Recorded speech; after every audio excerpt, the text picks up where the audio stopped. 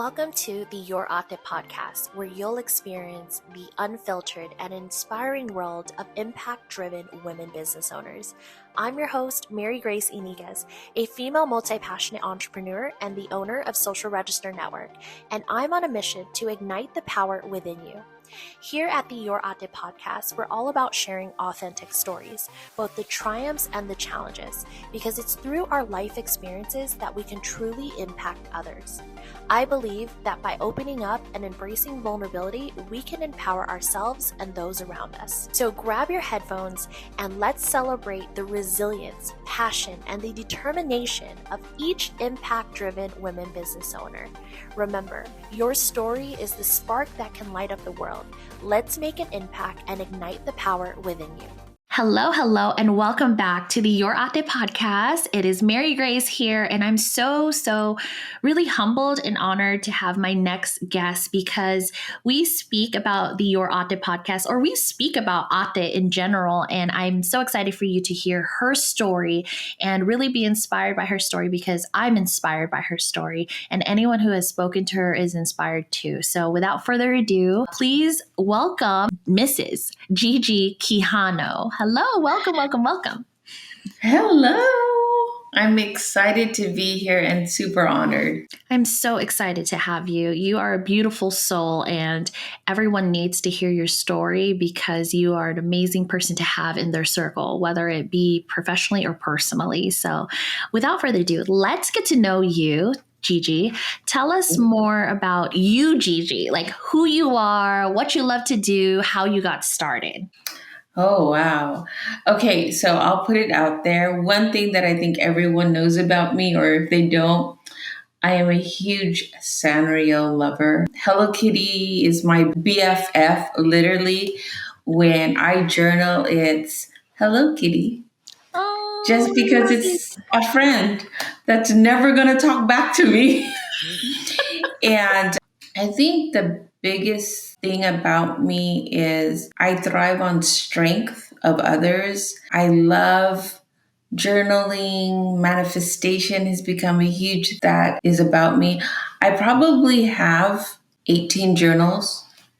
wow. In the last 18 years. I've just journaled. I think it's just what brings me back down to earth. And because paper, like I said, doesn't talk back to you, it doesn't give its opinion. I just am a huge journaler. And when did you get started with journaling? Right before I got diagnosed with my brain tumor. And when was that? So it actually began in 2004 because my daughter said, Mommy, I'm writing Santa. And I said, oh, let me see the letter. Because she always wrote cute letters. And she wrote, Dear Santa, I want a brother and a sister. And if I can't have that, can I have a puppy? And so I showed it to Gil and I said, she's asking for a sibling. And it wasn't because we weren't trying, you know? And so we both worked for major HMOs. I was a hospital administrator. He was an RN. And so we both had health insurance and we had a pretty huge infertility allowance. And so I said, let's go for it. And so all of 2005, we tried it. Artificial insemination. I was already giving my eggs and nothing was working. And then it became the most taxing thing. It wasn't enjoyable anymore. I'd have 6 shots in the morning, 6 shots in the afternoon, and 6 shots in the evening. Oh, wow. And it just was tiring. And so in January of 2006, I told my doctor, I'm done. You're right. Caitlin is the biggest miracle of my life because they didn't even know how I gave birth to her with all my labs. They were like, we're not even sure how you got pregnant.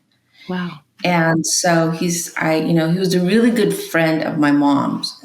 And so he said, let me just run one more test. And I said, no, I don't want any more tests on how to get pregnant. And he goes, no, I just want to give your mom peace of mind, me peace of mind. And so he ran an MRI of my brain. And I'm like, My brain, I want to get pregnant. What does that have to do? And it turns out that the master hormone gland is in your brain. Mm. And so we did the MRI, and in less than 24 hours, I get that call no one wants to ever get.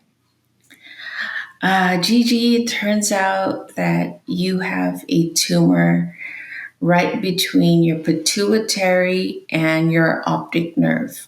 Wow. And I was like, wait, what? And it's almost like I had to hear that 3 times. I kept saying, wait, say that again. Mhm. And so he goes, I'm sorry. He goes, I'm going to refer you to a neuro-oncologist. And I was like, it was like I kept repeating it. It was like as if I couldn't hear or I was in denial of what he was saying. Neuro-oncologist. And I just couldn't fathom those two words together. Yeah.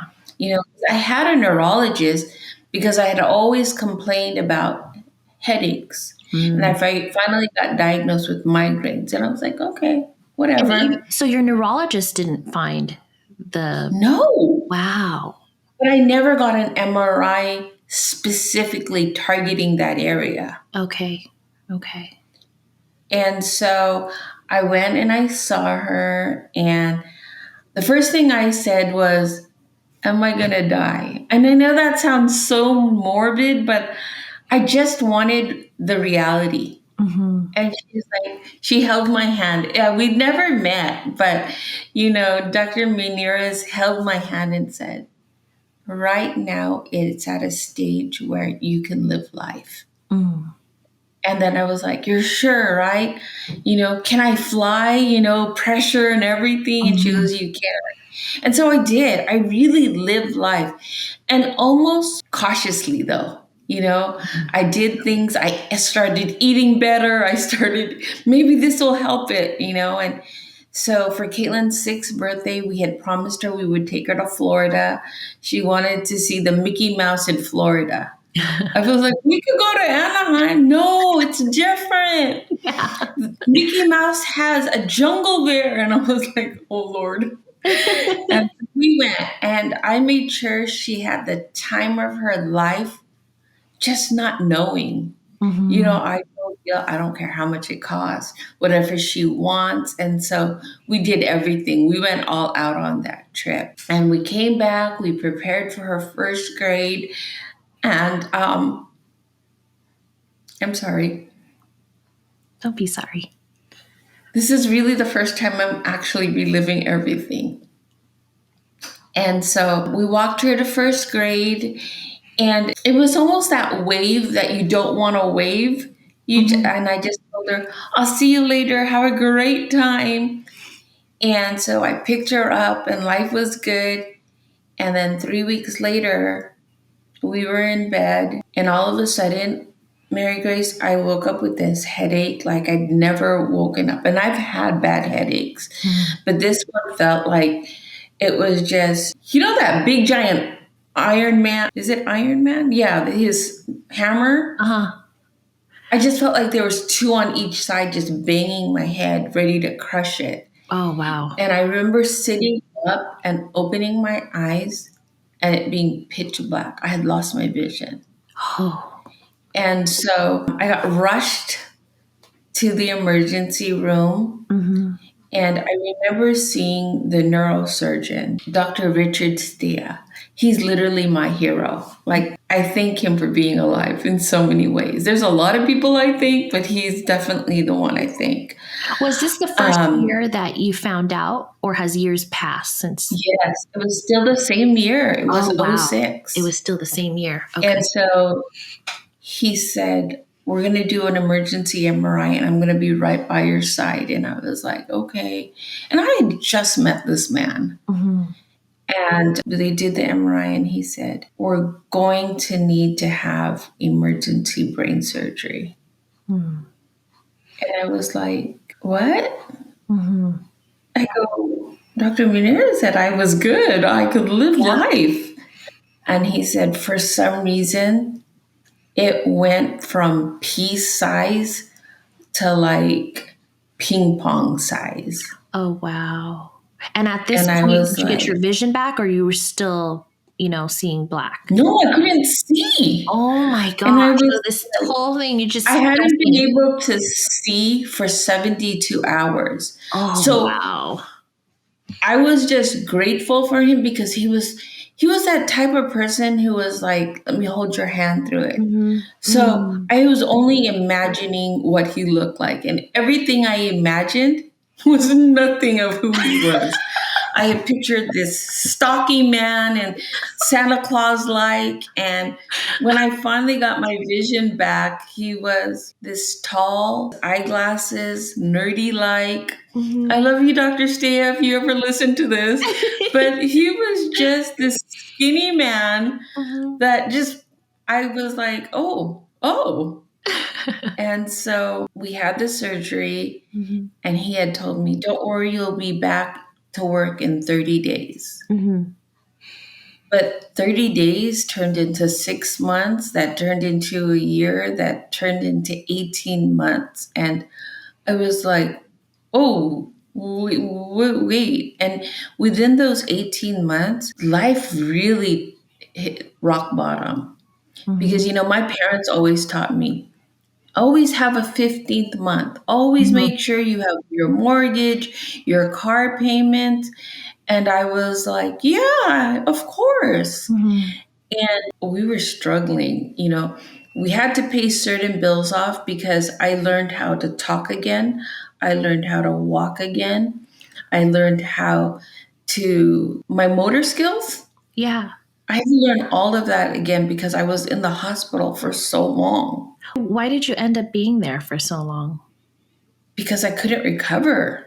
Oh, wow. Um, there was a leak of spinal fluid in my brain that was allowing me not to recover. It Mm-hmm. was just, and so by the time I went home, I had to still see PT, and Mm-hmm. insurance only covers 3 days of physical therapy. Isn't that crazy? It is. It took me 3 months, Mm-hmm. but I just told Gil, it's okay. We have good savings, Mm-hmm. but man, that savings went fast. Oh. Mm-hmm. And so I never wanted Caitlin to feel like life changed. Mm-hmm. And so we made sure her life didn't change. We just pivoted our life. Mm-hmm. What was So going through your mind, going through all of this as a mother and as a wife? to be honest with you, I felt like I was failing her. Mm. Because, it was like, shoot, should I have done more? Should I have saved more? Should I have ate better? Should I have exercised more? Was this tumor my fault? Is what I thought, to be honest with you. Isn't that so And crazy how we do that? Is because man, let me tell honestly, you, we have we no knock control. ourselves down so fast. Yes. And in reality, we have no control, right? But then we look in and start to blame us for all these things and trying to see if could we have done something better. I asked myself that every day. Mm. Sometimes I still ask myself, but finally we got our finances together. I learned it. I became a financial professional. I got all my affairs in order, just like my doctor told me to. And then in '09, I was preparing Caitlin and my's dinner. Gil was at work, and all of a sudden, I couldn't see. Wow. The pan, 3 years later. yeah. Mm. And this tumor isn't supposed to come back. Okay. And if it was going to come back, it should come back in about 5 years, what I was told. Mm. And so Caitlin goes, Mommy, are you okay? And she was on the couch watching whatever she was watching. And I said, I'm fine, but can you hand me the phone? And I will never forget this scene because I just crouched down because I didn't want her to know I couldn't see. Mm. And I still had a landline, and my mom was on speed dial. Gil was number one. My mom was number two. And I just knew the keypad. And I was like, okay, this seems like number two. And I said, Mommy, I am on the floor in the kitchen and I can't see. And I said that in Tagalog Yeah. because I didn't want my daughter to know. Mm-hmm. And thank goodness for my mom because She was like, Caitlin, Lola's gonna take you to Target, her favorite store. And she just prepared me. She called Gil and she said, what do you want me to do? Mm-hmm. And he said, just call 911. And that's when I had my second brain surgery. Wow. And again, you went in with no eyesight. So same thing again. Same thing over and over. But I heard Dr. Stea's voice. Mm. He told me, you know the routine. Mm. And I was like, oh, don't say that. This is not something I want to be in a routine. Mm-hmm. But I always felt like maybe he knew something. And so we went to the MRI, and this time my tumor was golf size. Oh, wow. So they removed it and it literally grew to golf size, golf ball size. Oh my gosh. And so this time, for whatever reason, maybe because I became more resilient, it didn't take me long to recover, Mm-hmm. but I couldn't go back to work because I had this. Every time I had the surgery, spinal fluid was leaking. Mm. And so I had this shunt in my back Mm-hmm. to keep it draining. Yeah.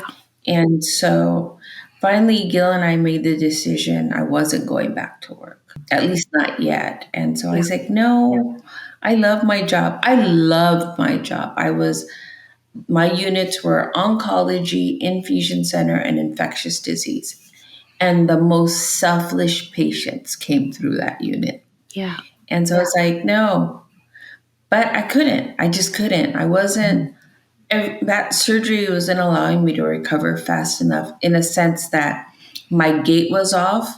And this time I had no peripheral vision. Oh, wow. To this day, I don't have any. Like on this side, I don't see anything. Mm-hmm. So I just learned to scan a room to know where to walk.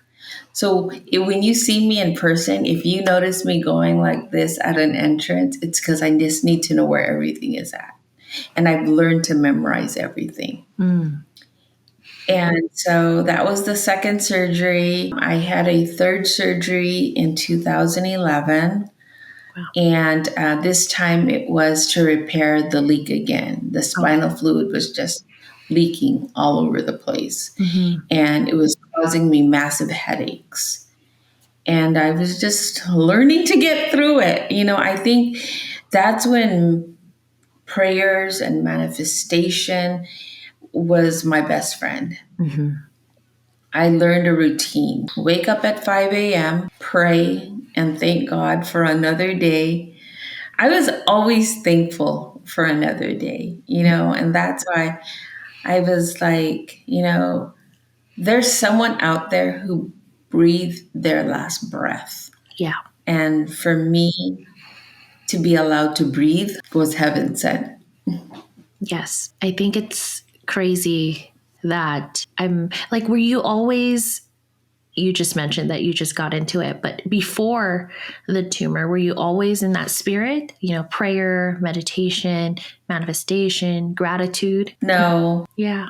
I think after the second tumor came, I was in a, why me? Mm-hmm. Yeah. And I remember there was, I was, because Caitlin was in first grade and then she had finished third grade going into fourth grade. And I was like, I was more worried about her. Mm-hmm. And, to just pick up a pen was heavy. Wow. Like, I was like, wow, why is this happening? And I never wanted to put myself in a position of woe's me. And so I remember calling my mentor, June, and saying, get this, I just feel like I'm crying all the time. And he said something to me that I use to this day. And he said, Gigi, I want you to just close your eyes. And I remember closing my eyes and he said, now, I want you to think of 3 blessings.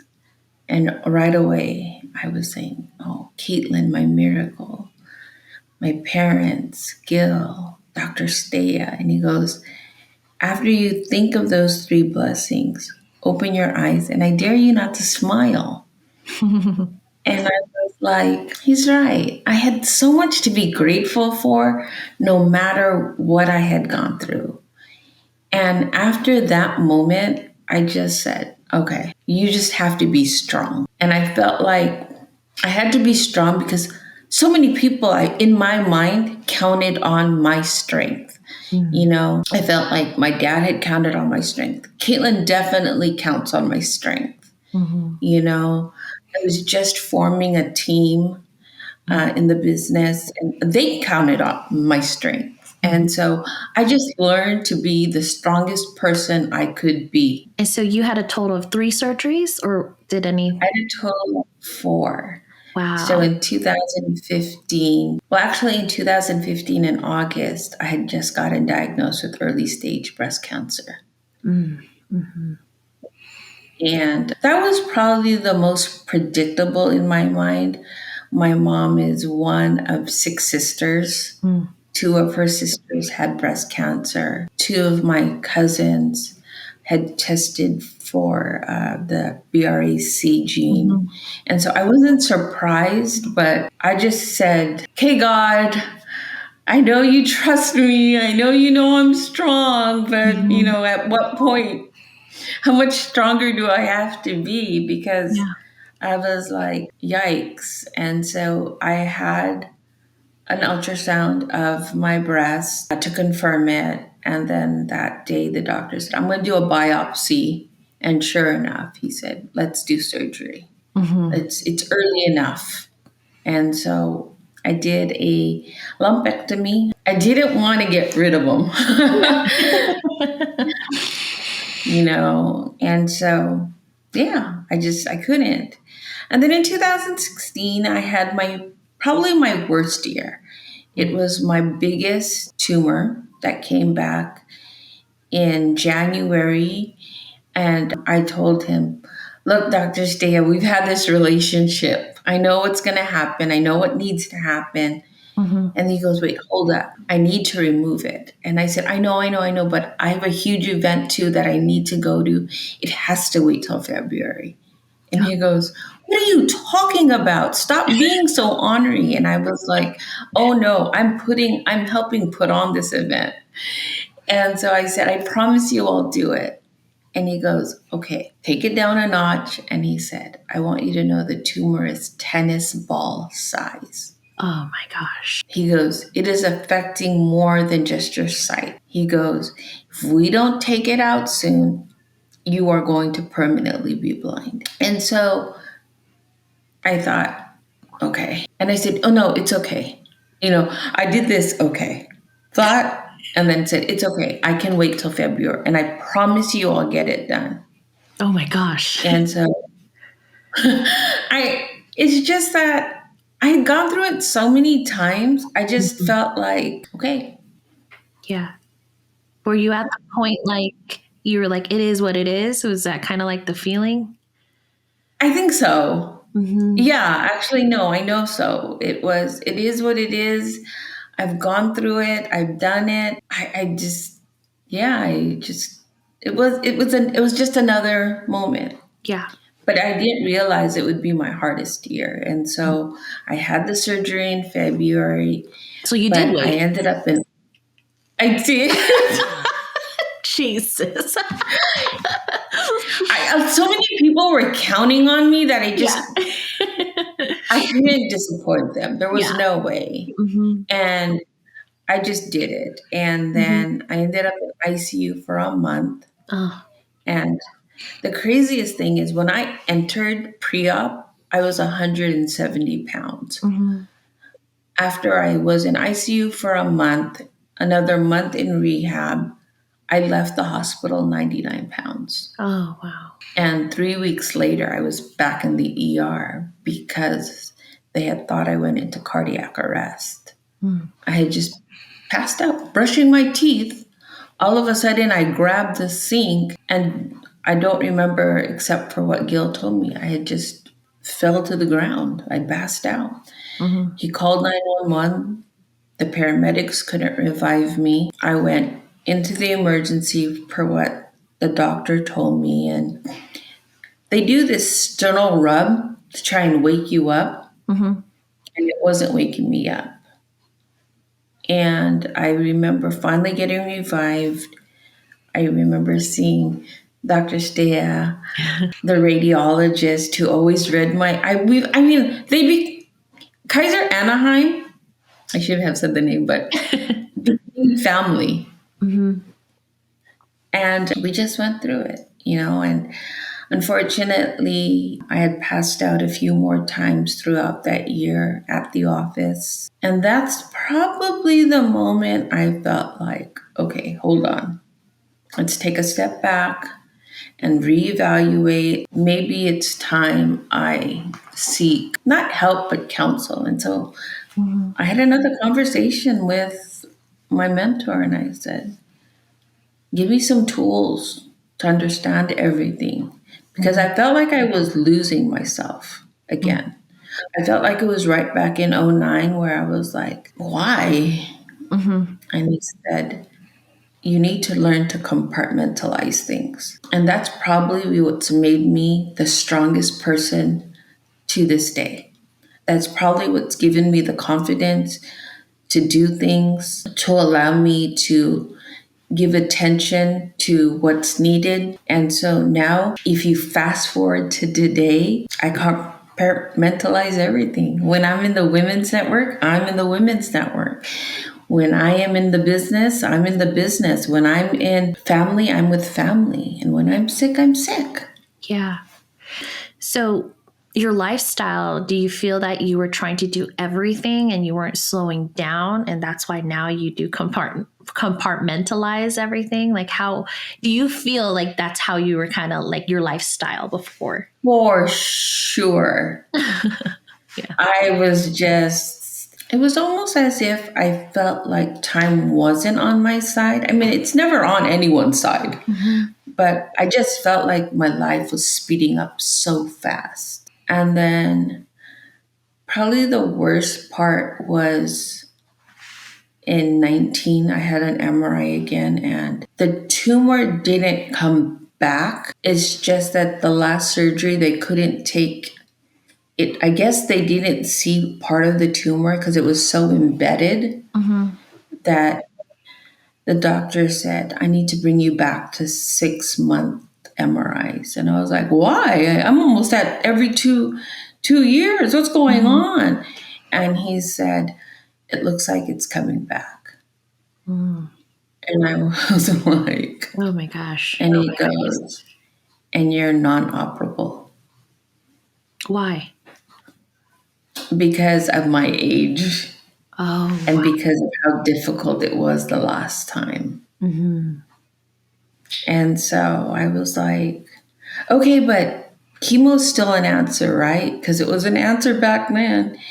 And he was like, yes, if it happens again, if it grows to a certain stage, then yes, definitely. And so in 2020, right at the pandemic, it allowed me to slow down Yeah.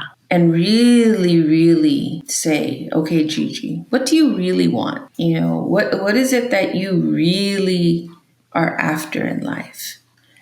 And I remember I went back, opened up a whole new journal. It had been when Kobe Bryant just passed away. Oh. Mm. And they were talking about the Mamba mentality, and that Yeah. book came out. Mm-hmm. I read that book back and forth, back and forth. I just read it, and Mm-hmm. that's probably what helped my mentality, be resilient, you know. And so You got that I've always, Mamba mentality. My husband is going to love you once I tell him that. he may not. I'm not the hugest Laker fan. Oh, but you're a Kobe fan. I admire that man Yeah. Yeah. for Mm-hmm. his resilience. I Yeah. mean, he's definitely someone I look up to in a Mm-hmm. sense that, for someone who is sick and can still play a basketball game and, it has to retire because he's sick, but puts on a 81-point game. Mm-hmm. Heck yeah, I can be strong. Yeah. Now, do I have that mentality in everything I do? No, because I think I'd be further ahead in my business. But I know in this year, I will, because this year, you choose a word, Yeah. and this year my word is reconfigurate, and Yeah. that it's change it up. Mm-hmm. I have learned that if you can't inspire and live life gratefully, what are we put on this earth for then? Yeah. You're right. You and I talked about that. We talked about we all have challenges. We all have some kind of adversity or some kind of resilience that we've built because of whatever we've gone through in our life. Mhm. And a lot of us, which it sounds like you did twice in your journey, where you began to ask like why me and why does this keep happening, which I believe in human form it's natural for us to do that, right? It's natural for us Right. to ask, and it's like, when is this going to stop pouring on me? Like when they say when it starts raining it starts pouring, it's like, well, when is this going to stop? Because this thing starts flooding, it's like flooding all around me. But what I love about your journey and your story is that even through those thoughts and even through the pain and even through, trying to be strong for your daughter and trying to be strong for everyone else, you push through all of the pain. And I just can't imagine, one of my fears, right? And I think a lot of people's fears is like waking up and you see black, like no sight. Mhm. And when you were telling me that part, I just can feel it. I can just feel how you might have felt and how you pushed through that and came out on the other side, right? That's just one piece of it. And then went through surgery after surgery after surgery and then getting the news and then still like, no, doctor, I'm going to go do the event and I'll come back and then go do it. I told you this, you are a badass woman. And you mentioned, I may not have Mamba mentality in all facets of my life, but I disagree because you determined what is your priority, what is your life, what is your want now. And what I see is your want is to be here, right? Your want is to live life. And if the mama mentality is there and that's where the focus is, girl, get it. Because that is important to you. Your life is important. Money is not important to everybody. This, that, all those things that are important to other people may not be important to you. And I think with this episode, the most important thing we need to know is determining what do you want, because Yeah. you determined what you want. And that is how you push through all these adversities one after another. Thank you. Yeah, you're a badass. You're a badass. You are so Well, well thank done. you so much. I appreciate you. I always tell my husband, I always tell Gil, I got to give it up to Monina for persisting and inviting me to, to that women's group, because I mean, you've become more of an ate than even if I'm older than you. And yeah, I think if people understood that an ate doesn't have to be someone who's older, Mhm. just someone who can make a difference in somebody's life. Just like your story. Your story is making a difference in someone's life. The whole premise of this podcast is you become an ate to someone else. And you and I talked about our culture, and usually ate is used for your older in age, right? Like sign of respect. That's what you put before their name. And you and I talked about, no, ate is someone you go to, you confide to, kind of like a mentor, but it's more loving and enduring. But even not that, because You're you're true. my ate, like love. I feel like ate is love. I just see love when I hear it. I see it, I feel it. It's love, it's support. It's someone I can go to and really trust, and there's safety. I can't get over your journey and your story, because I see you today and I would have never guessed. right? I would have never guessed that there was multiple times and then you were diagnosed with breast cancer because you're such a positive person.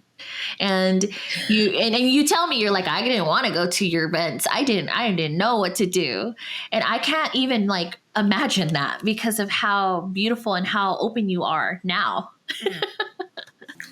I think no matter what year it is, no matter how old you are, if you understand that every season has an opportunity to blossom, then, let's do it. And I think that's probably the biggest reason why I've stopped asking why me. It didn't serve me anymore. When someone says, "Oh yeah, I know Gigi," I never want to be, "Oh, I know Gigi. She's like the victim." No, I want to be known as Gigi, that strong, resilient person, the one who can inspire you, the one who spreads. I think the biggest thing is if you can't be grateful for life and for what you have, check yourself. Yes. Really. Yes. Take a deep breath and check yourself because there's so much to be grateful for. Yeah, there is so much to be grateful for because through our adversities, through the challenges we've gone through, all of us have something we've gone through. There is no one's is better than whose or more painful than one's. But what I believe is these challenges we've gone through, although it was painful at the time, it allowed you to evolve to the next level. It allowed you to learn. And even more, I believe it allowed you to impact another person because these things don't just happen, right? I believe in God, and I believe in, I have a huge faith into spirituality, that a lot of the things we've gone through in our life is for a purpose. There's a purpose to that. It's for you to share your story today. I know you shared your story with Christina Brophy when she asked you to be part of the panel. It's to share and inspire another person. Yeah. I think if there's one wish, if there was a genie out there and he'd grant me one wish, is for people to realize that we all, every single one of us, all has a cross to bear. Some is lighter, some is heavier. Some people crawl with it, some people walk with it, some people do marathons with it. And that's their cross to bear. And if we see it that way, I think people would feel better about where they're at in life, Yeah, I agree. And being more grateful, as you mentioned and as you stressed. Yes. Yeah. I think this world would be a better place. It's. I agree. I think we would show more kindness to one another if we. Most definitely. Yeah, because I think a lot of the, obviously it's human behavior, but if we can awaken that and we can provide and lead, a more kinder world, and where we're thinking about the other person and maybe not internalizing things so much, like, okay, why did she just give me attitude? Girl, I used to be that way. Like, I used to be like evil. Like, I swear I was evil. I think that was Mary though, because now I'm Mary Grace. Okay, wait. I did not know that about you. But when you're out there, was at your age, probably when you were that stage, I was the same. I was a club promoter, for heaven's sake. I was a person who social. But the thing is, I wasn't, because after letting people in, I'd go hide in a room right behind the DJ. I'd never go out. I would never dance. But I would be that girl with the bouncer and goes, "You can go in and you can go in. And if I didn't like you, you cannot go in." That was G. Today you're Gigi. Gigi. And that's the great thing about life is, yes. I'm 52 and I have been given 52 chances to improve myself. And I think everyone should know that it's not a first, second, or last chance. is as long as you're alive, you have control of your dash. You have control of everything and every decision you make. And if you control it with a grateful heart, you will go places. I truly believe that. If I can survive what I've survived and I can continue on, I know I will become greatness to whoever needs me to be greatness. Yeah. And that's the beauty of life, is to see yourself evolving. Because like you just mentioned, you had 52 chances and you have evolved from, 20s to now. You're not that, woman that's like, no, you can't come in. I don't know, maybe. Maybe tomorrow. But I was the But same. not today. Not today, but tomorrow. Change your outfit. It's evolution. And when I look back at myself, who was Mary, I call her Mary. The bad me is Mary, because Grace is such a beautiful name, but Mary, I don't know. I used to be so snippy. Like if someone gave me attitude at the grocery store or anything, I would internalize it so much because I was so angry. I was so sad. Whatever it was that I was feeling at the time, I would internalize it and then really bark back at the person. And I'd be like, I would give him attitude back. Instead of now, I'm like, okay. If I'm not in a good mood, I'm just like, okay, I'm going to wish them well and I'm just going to go. I'm just going to exit. But in good days, most days, I'm like, okay, I throw kindness at them. I smile. And usually just a freaking smile will light someone up. Some people just want to see a smile, happiness, kindness, and love. And I've learned that anything, people put out to you, it usually is something they're internalizing. It has nothing to do with you. Yeah, I agree wholeheartedly. Mm-hmm. I think we just tend to, when you hear something, or if you see a teddy bear, your first reaction is to go, "Aw," right? But when you see something bad, all of a sudden you hear something, right? And all of a sudden you've got these thoughts running through your mind. At least I knew I was. Yeah. If someone said something mean, I'd be like, oh. And all of a sudden I was like, oh my God. The saddest part was my first reaction. Is it because I'm ugly? Is it because I'm not pretty? Is it because I'm not smart? No, they said that because that's them. Yeah. I want to wrap up your story with some insight that you can provide, because Sure, of course. I've gone through this adversity that I just cannot imagine, right? Multiple adversities through your life. And I see such a positive person in front of me. And what are those tools that you have used to really take the life down a notch, right? Because what I believe, and I don't know, this is just what I believe. I believe that a lot of the things we've gone through in health and whatever, right, is a lot of the things we're doing in our everyday life. So if we are constantly stressed, constantly on the go, constantly, all these things, it'll reflect right back into our body. And so for you, what are those things that you've changed? What kind of tools can we give to someone so that they don't have to go through adversity like that to wake up and be like, okay, time to change my life? Because we shouldn't have to go through those kind of things, right, to change. Absolutely. Find yourself a lifeline. My lifeline is my journals. My lifeline is my mommy. You've definitely become a lifeline. Fatima. June, my mentor, is one of my biggest lifelines. And so I think the first thing is identify a lifeline, because you cannot do everything by yourself. You cannot be everything for yourself. They say it takes a tribe to raise a child. It still takes a tribe to raise me. Yeah. It still will take a tribe to raise you. I made my own journal this year because June always tells me, every day ask yourself, what did you do good? What could you have done better? What are you going to do tomorrow? Because I think when you sit there and you kind of reflect on your day and who you are and what you've done, it guides you to the next day. Because the last question is, what are you going to do good tomorrow? And I think the last thing is learn to journal.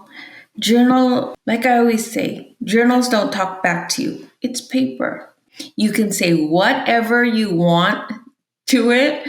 You can write every word, whether there's an F this and S this and whatever. And then never share your journals. Because then you know it's sacred, it's private, it's something that only you have. I think the only time I will share the journals is when I'm ready to write my life story.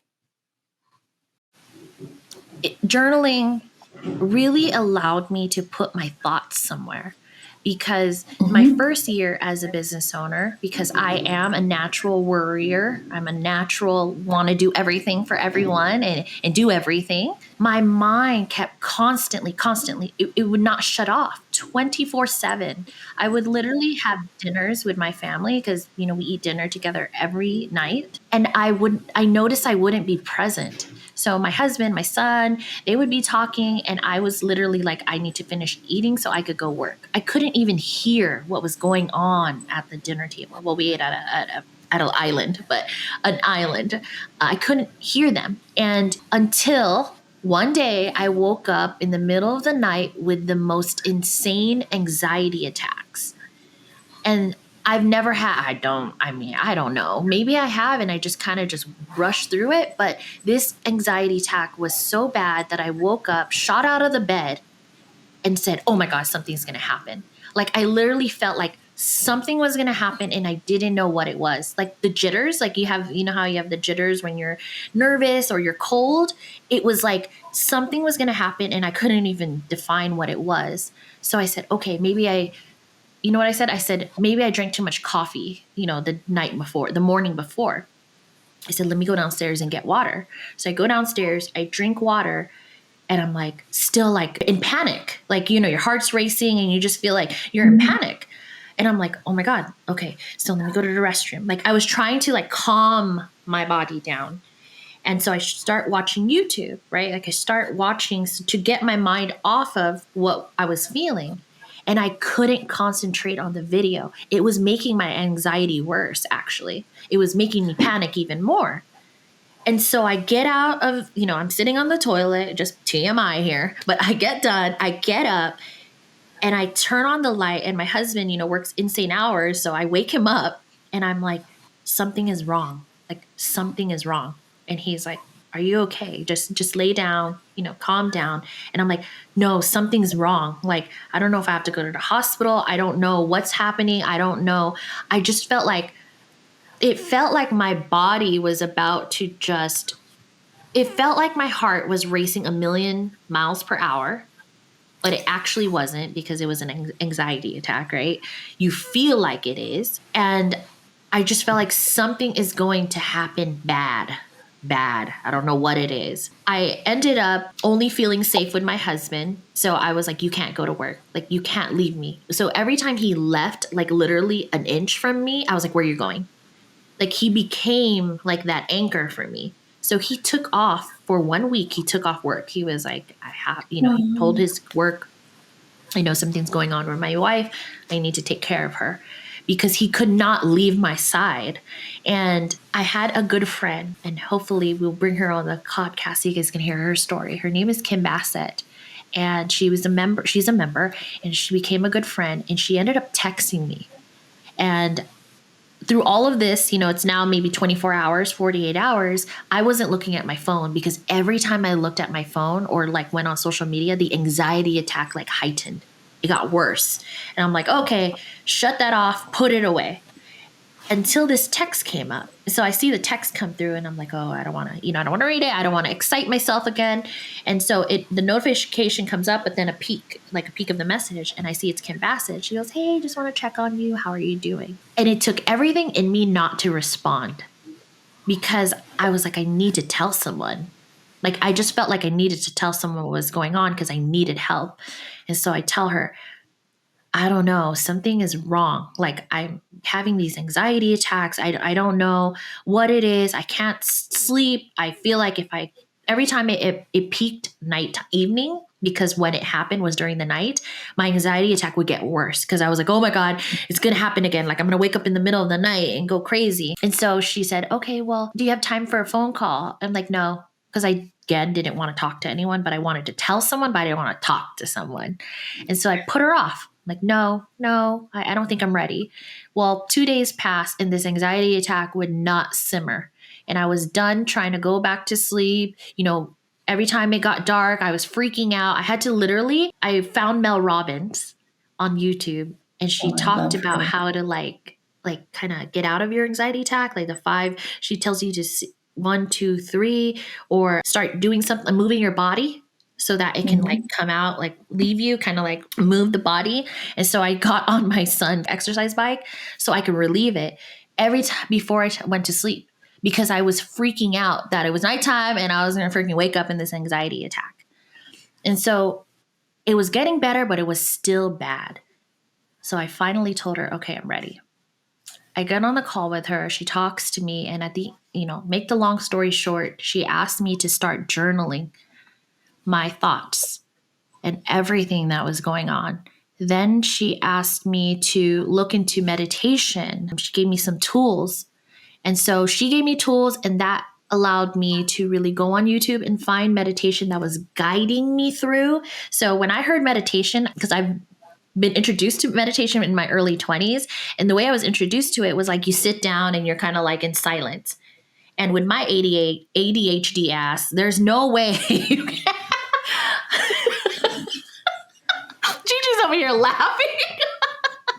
The reason why I'm laughing is because when I first started practicing meditation, I told Gil, I don't think this works. It's a fallacy.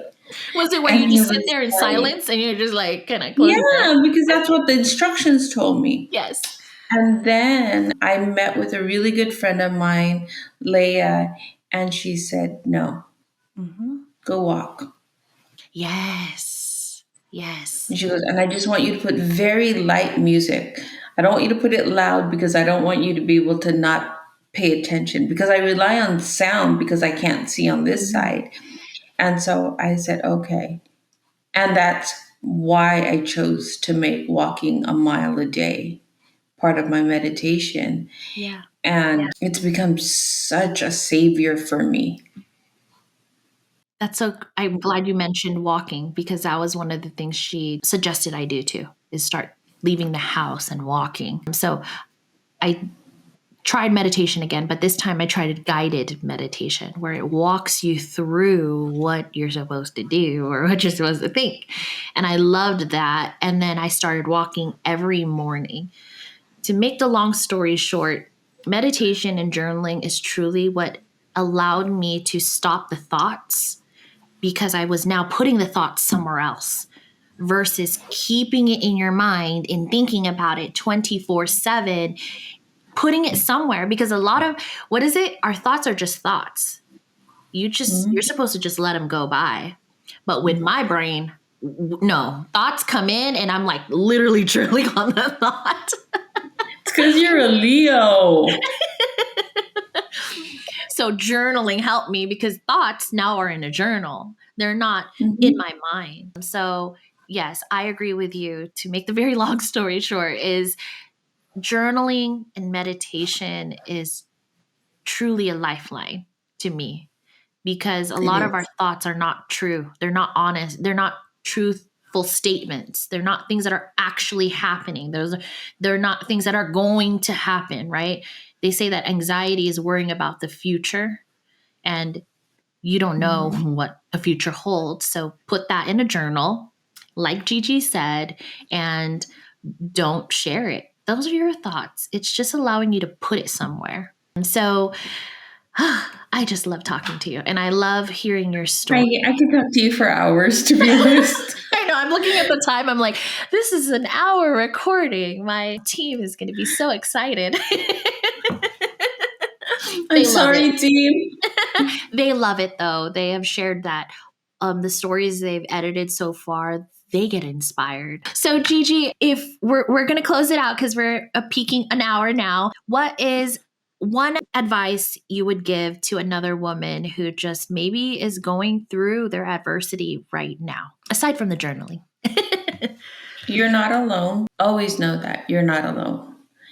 And your cross is recognized, it's acknowledged, but allow someone to help you with that cross. Do not carry it by yourself. It becomes the heaviest thing. And just be kind to yourself. That's probably the number one thing is be kind to yourself and just know that, hey, I'm here. Yes. I'm here for anyone who needs it. And if any of your followers want the copy of that journal that my mentor helped me make, I have the PDF copy and I'll send it to you. Awesome. So how can they get connected with you? Because we'll make sure we drop all of that information too. Instagram is the easiest way. I have yet to understand LinkedIn and all the other ones. Or you can email me at giglquijano@gmail.com. We'll make sure we drop all of Gigi's information in the description because she is someone you want to connect with. Like she said, this life is not meant to be done alone. You know, allow another person to help you lift that cross, lift that heaviness that you feel. It's about community. It's about creating that tribe and that circle. So Gigi is an amazing woman that I have in my tribe, and I'm so grateful, and she needs to be in yours. So thank you so much again for sharing your story with me today. I'm going to have to bring you on again because we could talk about more things as well. Absolutely. Thank you.